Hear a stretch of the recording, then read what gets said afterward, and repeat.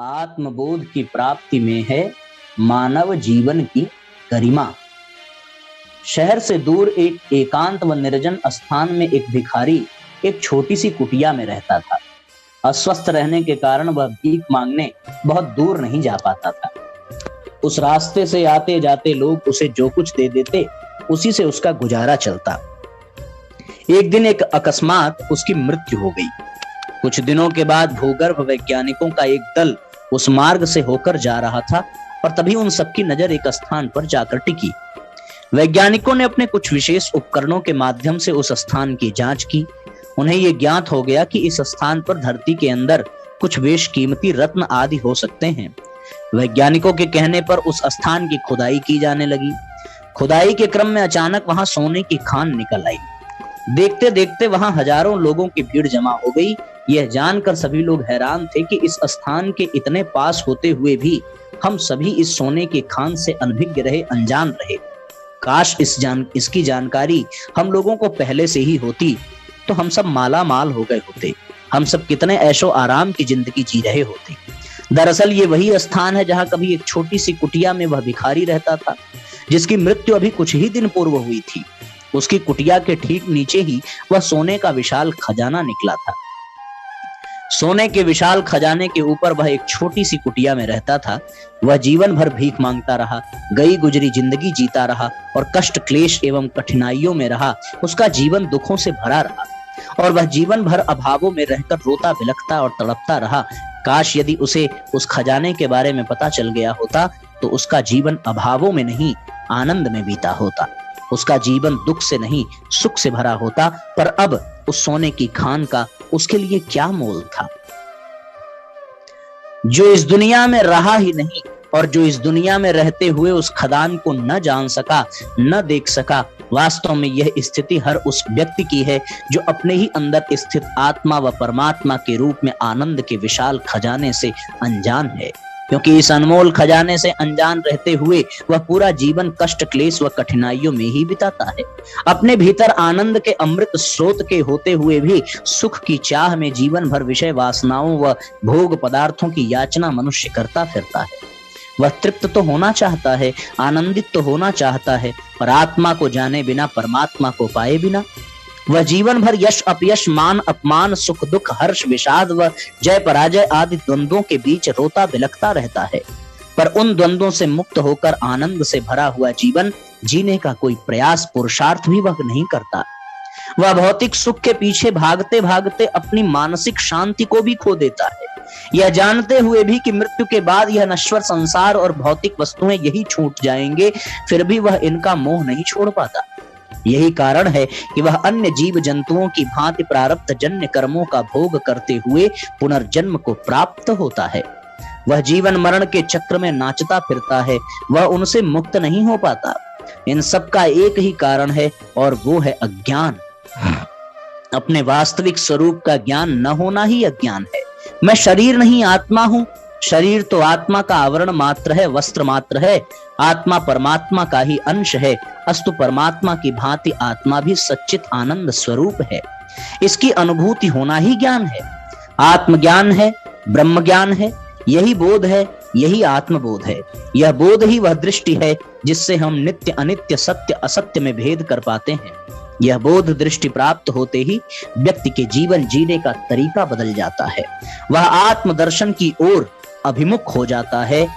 वह आनंद के वास्तविक स्रोत के पास पहुंचकर सब कुछ प्राप्त कर लेता है, जिसके लिए वह जीवन पर्यंत भटकता फिरता है।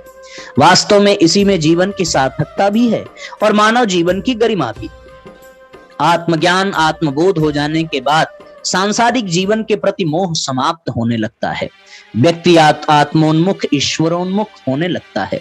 मन के ईश्वर की ओर उन्मुख होते ही हम अपने ही भीतर स्थित आनंद के परम स्रोत तक पहुंच जाते हैं और वहां पहुंचते हैं। उसे पाते ही व्यक्ति परम शांति, परम आनंद को प्राप्त कर लेता है। वह उसी स्थिति में हो जाता है। पर आत्मबोध, आत्मज्ञान के लिए हमें एक ऐसे अध्यात्मविद, ब्रह्मज्ञानी, ब्रह्म विद्या के विशेषज्ञ वैज्ञानिक के मार्गदर्शन की आवश्यकता होती है, जिसे हम गुरु कहते हैं।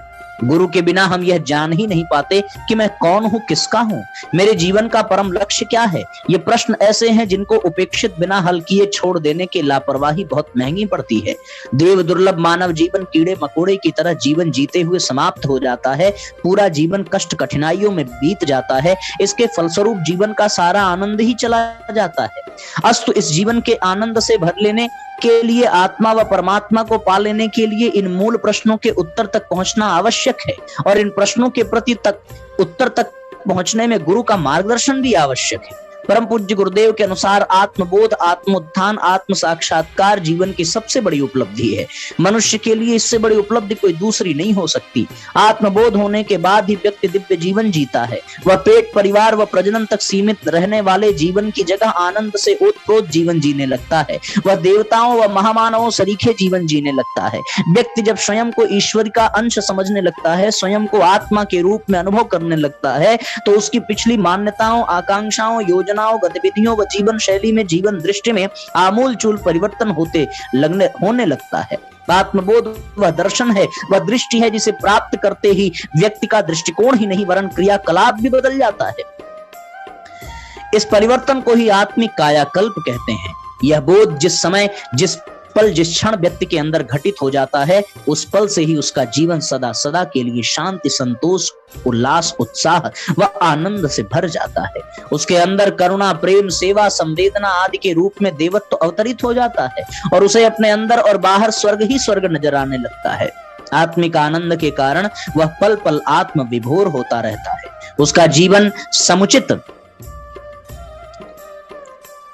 जीवन सचमुच स्वर्ग सा सुंदर हो जाता है। वह मान, अपमान, सुख, दुख, हर्ष, विषाद आदि द्वंद्वों से ऊपर उठकर सदैव आनंदित रहता है, प्रफुल्लित रहता है। वह कठिनाइयों के बीच रहकर भी मुस्कुराता रहता है। उसका बढ़ा चढ़ा आत्मबल भी उसमें हर पल आशा का संचार करता रहता है। वह सर्वत्र विजयी होता है। अस्तु हमें हर पल आत्मबोध प्राप्त करने के लिए सचेष्ट रहना चाहिए।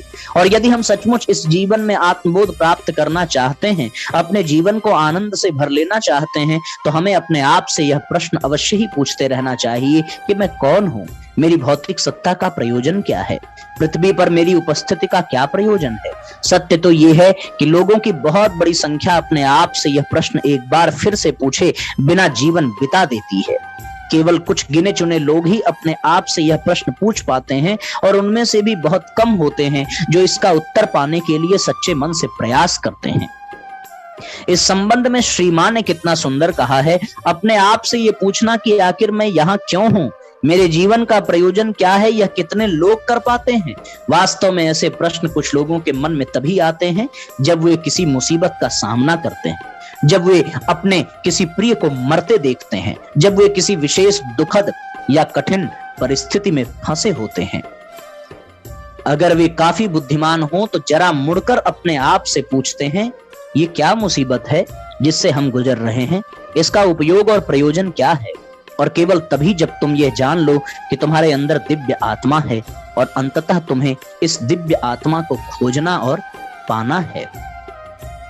यह स्थिति बहुत बाद में आती है, लेकिन फिर भी सब चीजों के बावजूद भौतिक शरीर के जन्म के साथ ही उसके अंतस की गहराइयों में चैत्य सत्ता की उपस्थिति होती है जो उसे परिपूर्णता की ओर धकेलती है। लेकिन इस चैत्य सत्ता को कौन जानता है और पहचानता है। यह चीज भी विशेष परिस्थितियों में आती है और दुर्भाग्यवश अधिकतर कष्टदायक परिस्थितियों में, अन्यथा आदमी बिना सोचे समझे जीवन जीता चला जाता है। तुम्हारी सत्ता की गहराइयों में चैत्य सत्ता होती है जो चेतना को जगाने की कोशिश करती है और ऐक्य को पुनः स्थापित करने का प्रयास करती है।